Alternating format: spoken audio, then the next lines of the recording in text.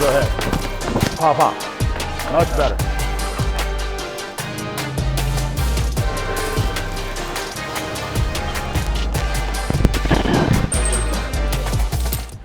Thought we were supposed to be doing some shooting or something.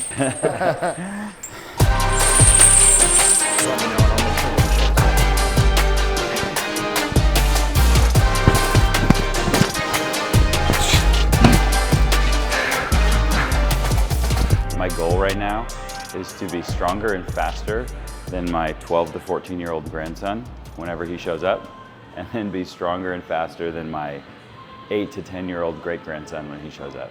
And so like one of the things that I asked him to do is like sprinting and mechanics and stuff like that. And so we start off doing a bunch And the of reason work. someone your guys' age, I wouldn't normally train him this way. So he's doing the same program I trained in my 7 years of college football when I was doing my own training in the off season. He wants to beat his kids and grandkids, so that's why we're doing it. He's much older than I am. Oh yeah, you can tell, right?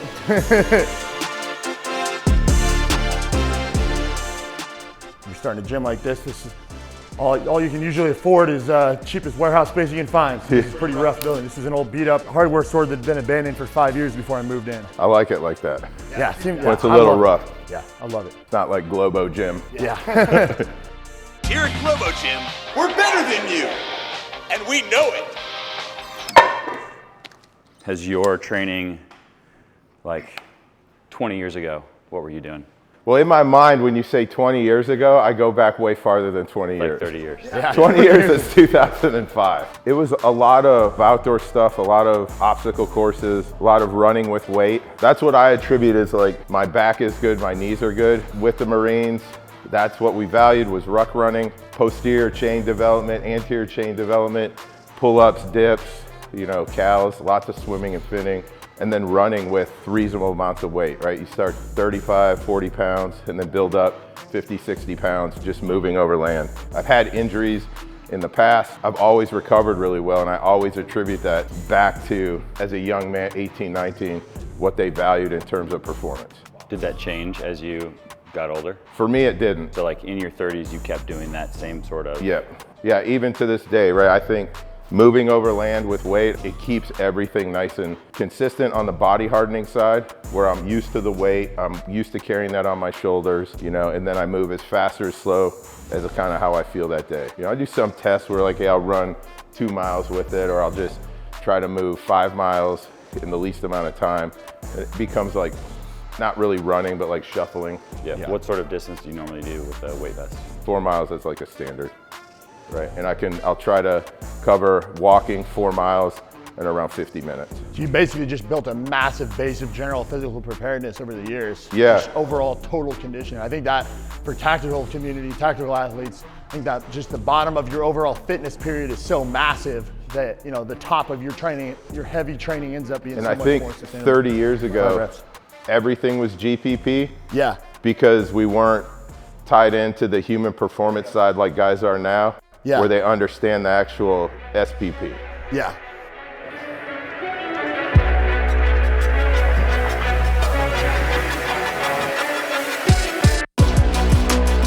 Punch. Fight. Control. Punch. Fight.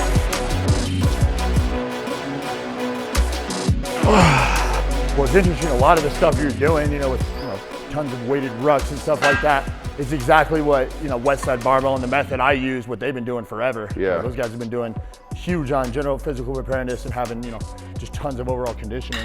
I think some of the things I've read, like MASH principle, that came out of Westside with the like loading and just their intensity of training. Yeah. For me, it translates perfectly over to like the shooting world. The biggest issue with guys not developing in the shooting world is they're not working hard enough. And I feel like West Barbell, you're not getting stronger because you're not lifting heavy enough. Yeah.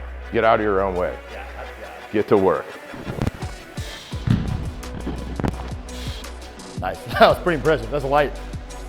So you got a pretty dang strong back.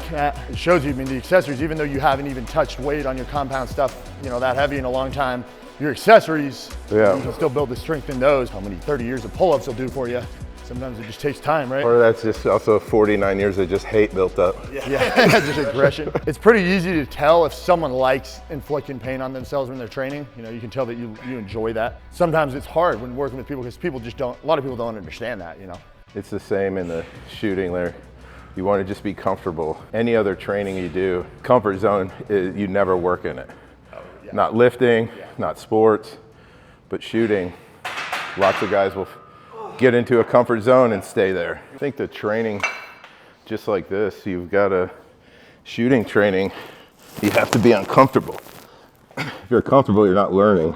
Do you supplement the rucking, carrying stuff with other lifting and other movements? Yeah. Much?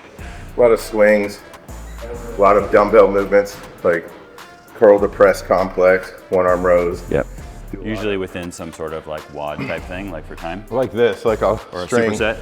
2 or 3 push-pulls together, punctuated with some sort of aerobic activity, and then I'll usually end on like a single movement, like SMMF ones where 2 mile farmers carry. Oh, wow.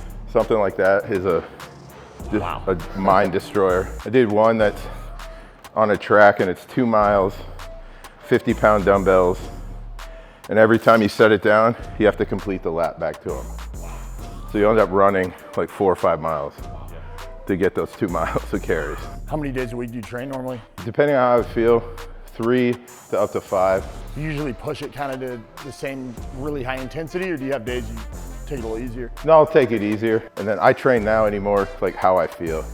When I'm feeling great, I can string together a bunch of different workouts, and then I'll just build in the rest, you know, 3 days, 2 days of rest, and then go back to it. I never liked working out at all. So like when I was a cop in my 20s and 30s, I was mostly just like dabbling with CrossFit and stuff, but relying on my teen and early 20 fitness to like carry me through. For the last few years, I've been trying to figure it out. And so signed up to work with Ben a couple months ago. Today was the most I've ever benched in my life because I've always not been very strong. Like he actually pushes me. Like yesterday when we were doing squats, like I've never squatted that much before, and like I feel like my eyeballs are popping out of my head, but I can actually do the weight. Yeah. And it's like you just gotta push hard. Is that it? That's it, that's all we got. Good work. Tired. Man, it's a pleasure. Oh, my pleasure, man. Thank you for the workout. To make sure a guy like you couldn't take it too easy on you. No, this was great, man. Impressive training capacity. I loved it. If you leave the gym and you're driving home with the radio off in silence, that's probably a pretty good workout. Oh yeah. I got an idea. Let's make the car a place of silent reflection from now on. Okay?